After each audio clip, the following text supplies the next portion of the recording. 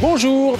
Comme nous avons pu le découvrir dans les derniers épisodes, SNCF Réseau s'est engagé dans une transformation profonde en déployant un énorme chantier de modernisation de son réseau ferroviaire.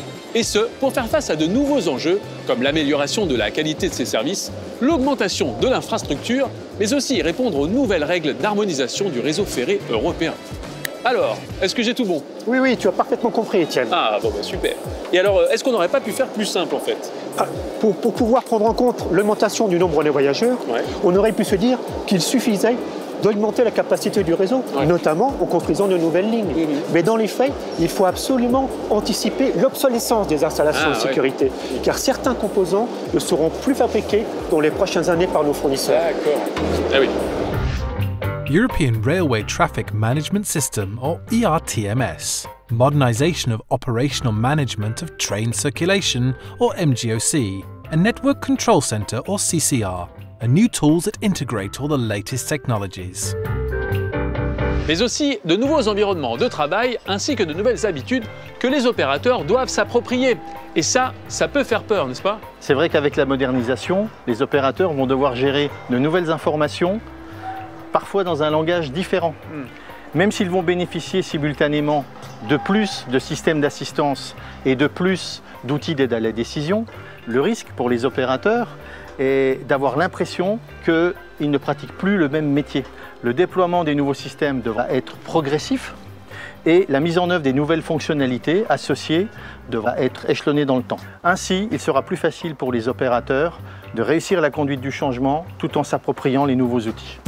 Plus facile. Moi déjà avec mon smartphone j'ai du mal. Alors bon, j'imagine que pour les opérateurs, ça ne doit pas être si facile non plus. Which is why SNCF Réseau stresses the need for special training. Excusez-moi, dites-moi, est-ce que la formation c'est efficace?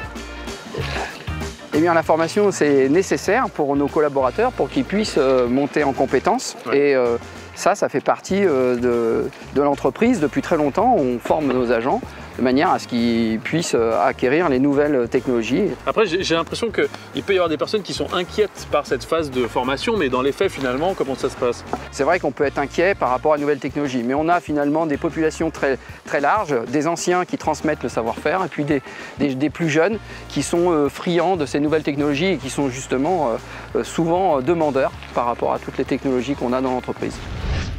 To help operators acquire these new skills, they benefit from training on a number of simulators. Signal box, computer station, and train driver's cab, for example. Comme avec toute nouvelle technologie, c'est en pratiquant que l'on découvre que finalement, c'est moins compliqué que ce qu'on avait imaginé. N'est-ce pas? Oui, absolument.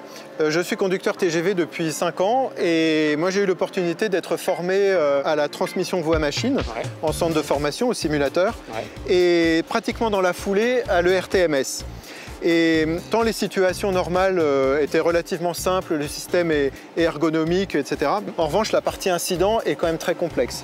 Et en fait, j'ai découvert que les procédures avaient été travaillées tant au niveau des SNCF Réseau qu'au niveau de l'entreprise ferroviaire, des SNCF Voyageurs. Si bien que ça découle très bien en fait et les choses se passent bien parce qu'on applique des textes qui ont été conçus en même temps et de manière harmonisée. Sur le papier, tout a l'air parfait. Et pourtant, j'ai cru entendre qu'il y a parfois quelques bugs par-ci, par-là. Alors, est-ce que c'est vrai ça?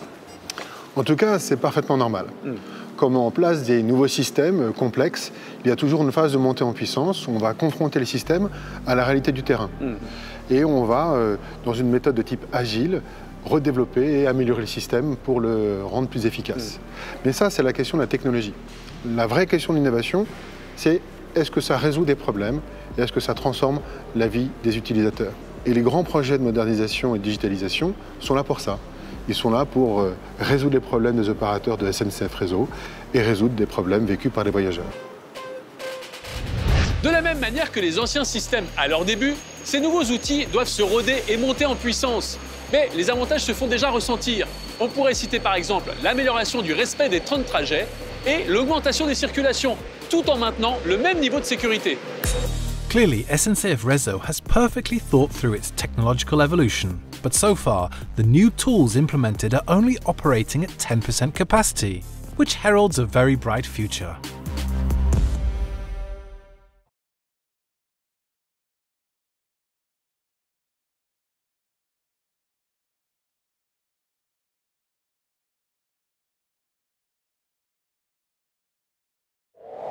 do